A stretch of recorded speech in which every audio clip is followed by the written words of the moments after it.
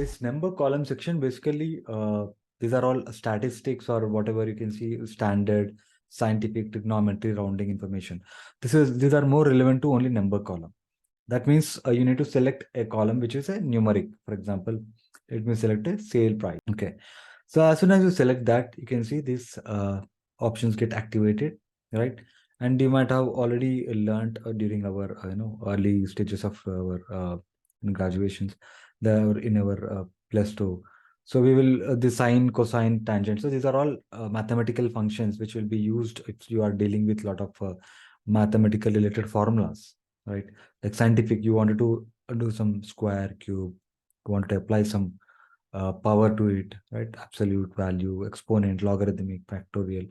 So to be frank, in real time, we don't use that much unless or until you are coming from a mathematical background, you are trying to come up with some mathematical calculation in there.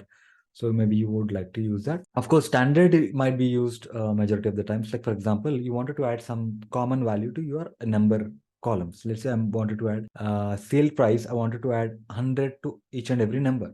You can simply select this, add, and just enter that 100 number so that the common value 100 will be added to each and every value in our row. Simply that it does a simple addition. Similarly, we can multiply if you wanted to multiply the sale price by 5 times. Yes, you can. So these are the simple options. You can do whatever percentage, divide, subtract. So all these operations are straightforward. You can just apply on top of some simple column. Statistics is something which will give you overall summation or overall minimum, maximum, median, average, like some minimum, maximum.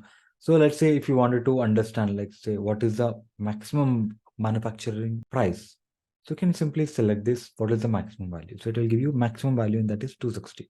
Okay. So something like this. Again, you can select, go to this transform, go to statistics, select this column and apply something median or whatever average, let's say average. So this is giving you overall average value of this. So basically the idea is to understand like if you are dealing with a lot of numbers, you would want to use that statistics or numbered column. Okay. This section is completely related to this function. So we're not going in depth like all the scientific calculations or rounding because that is anyways not used and we don't want to put some time over there.